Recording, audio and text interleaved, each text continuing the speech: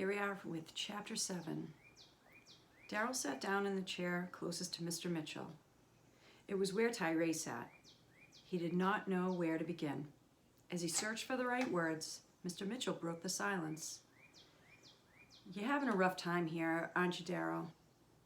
"Why do you say that?" Daryl asked, feeling defensive. He wondered if Mr. Mitchell was looking down at him the way kids at Blueford did. Maybe Mr. Mitchell thinks I'm weak, just like Uncle Jason does, Daryl thought. Part of him wanted to get up and walk out of the classroom. "Daryl," Mr. Mitchell said, "I was a lot like you when I was your age." Daryl looked closely at Mr. Mitchell. He was a stocky man with broad shoulders and dark skin. He was nearly 6 feet tall. He looked like he was never Daryl's size. "Yeah, right," Daryl said. "You?" "Really, Daryl, I was the smallest kid in my class, and big guys used to hassle me all the time.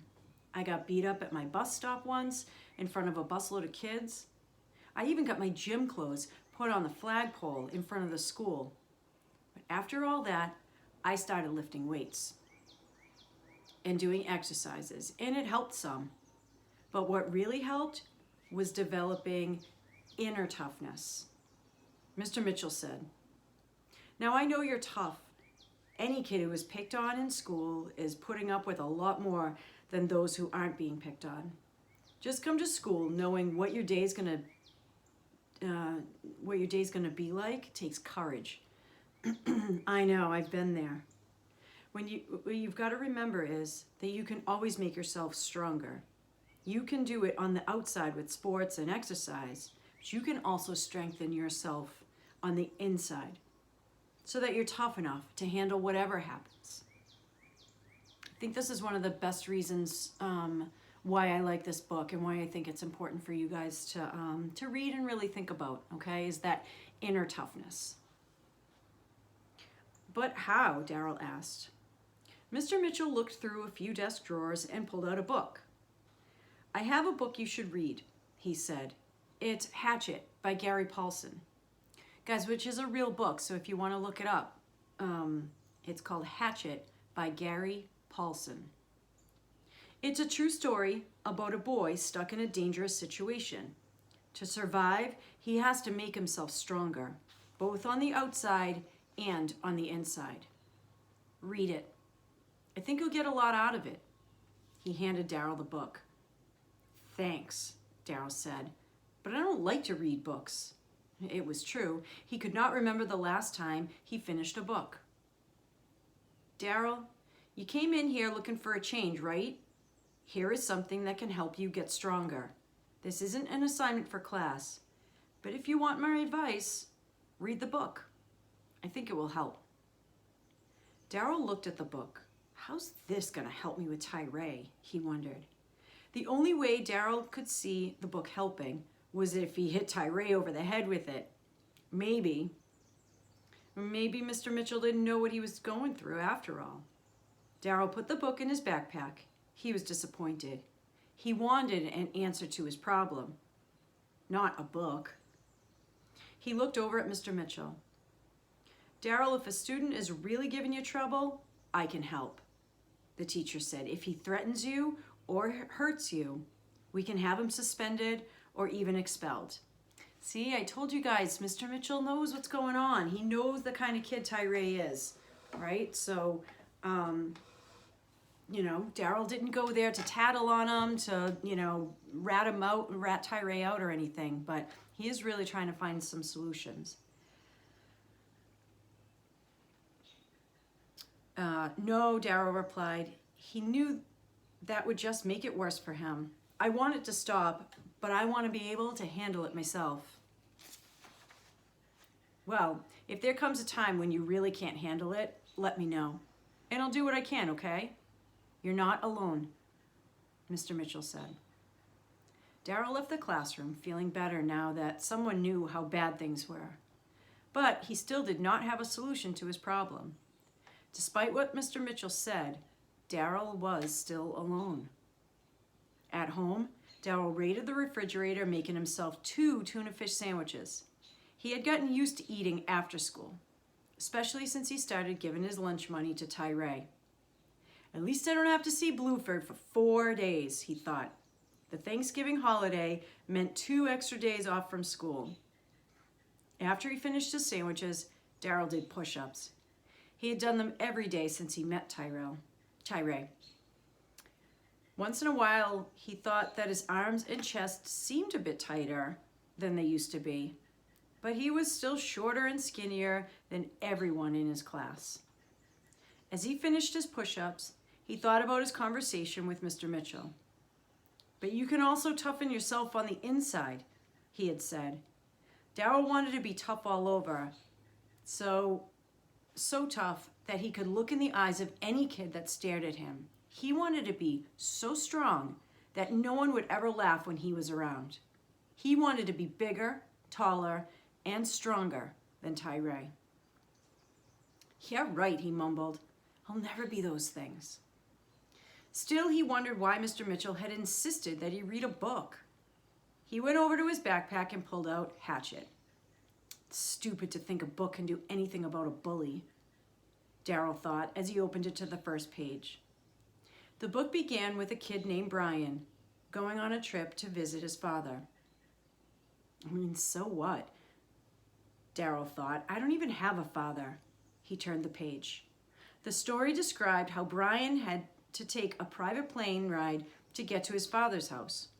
Daryl put the book down for a second. Only a rich kid would be able to afford a private plane ride, he thought. He did not feel like reading a book about a rich kid who had an easy life. Daryl wondered why Mr. Mitchell had given him the book. And after reading 2 pages, he could not see anything good in the story. I'll give it one more chance, Daryl decided. Again, he picked it up and started reading. And then the book changed. See, this would be the part, you guys, if we were in the classroom, I actually have the book Hatchet on my shelf. And I used to teach it years ago to some other students. And and I would show you, we would look on Google and you could see that it was a real book and what it's about. But he's going to tell you a little bit here. While Brian was flying in the small plane, the pilot had a massive heart attack and died right in front of him. Watching in horror, Brian realized he was stuck in this tiny plane high above the huge forest, and he did not know how to fly. Worse, Brian had to crash the plane in order to get it back on the ground. Brian knew that he might not survive the crash, but he had no choice.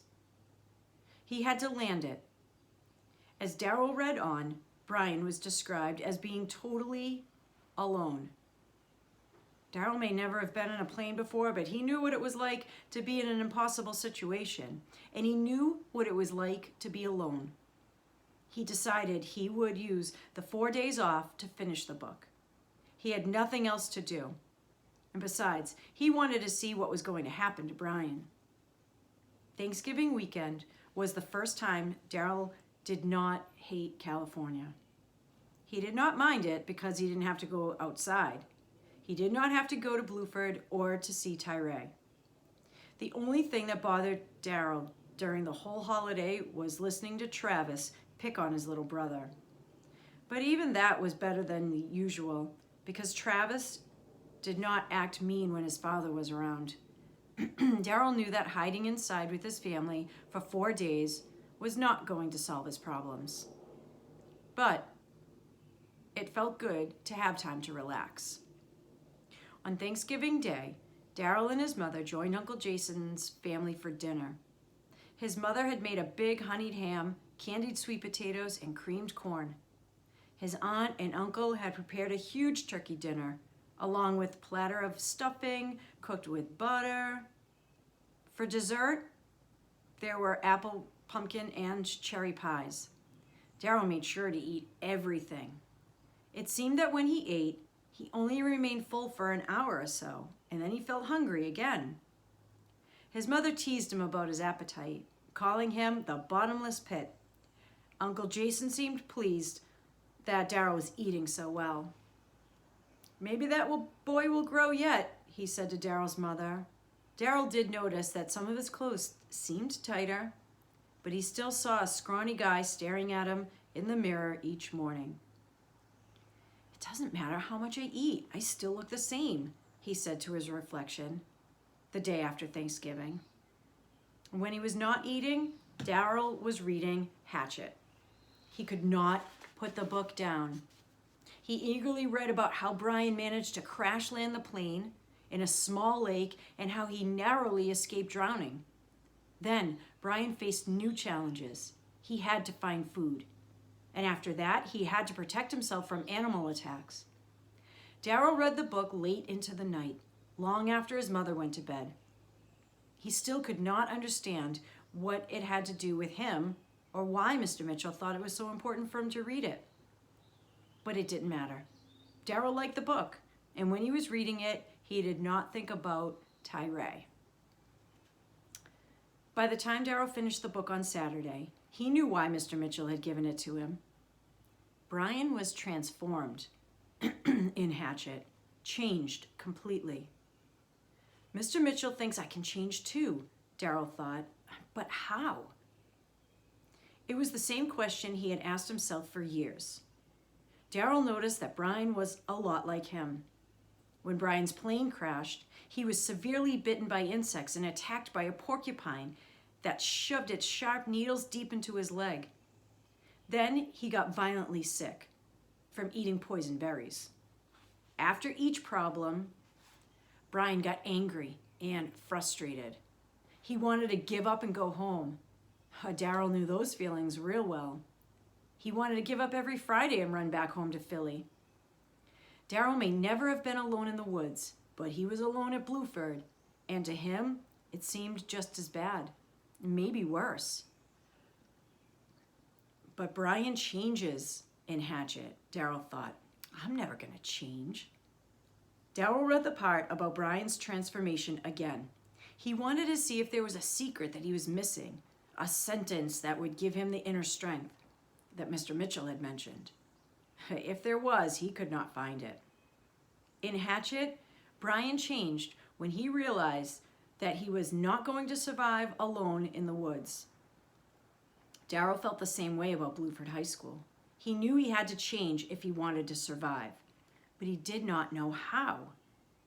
He hoped the book would give him some answers, but all he had was more questions. He flipped through the pages again. Daryl noticed that Brian changed most when he started using his mind to solve his problems, instead of just complaining about them. And at that point, he taught himself to build a fire, to fish, to make a shelter, to survive.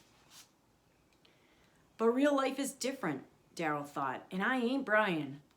I don't need to build fires. I gotta survive high school, not the woods. Daryl would rather spend a night in the woods than another day at Blueford. Though the book confused and frustrated him, Daryl had a favorite part. It was at the end, when a pilot came to rescue Brian. Instead of finding a scared kid, the pilot found a young man standing before him. Brian was still small, and he was exhausted, but he was strong inside and out. And Brian was tough, tougher than ever because he had survived storms, injuries, and wild animals. Daryl could feel his pulse quicken, imagining himself in Brian's shoes. I want to be that tough, he thought.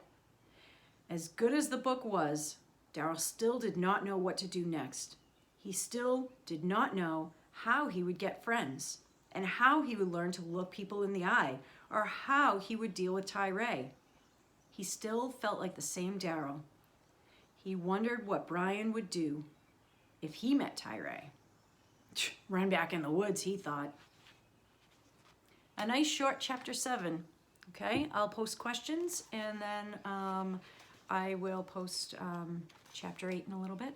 Okay, I miss your faces.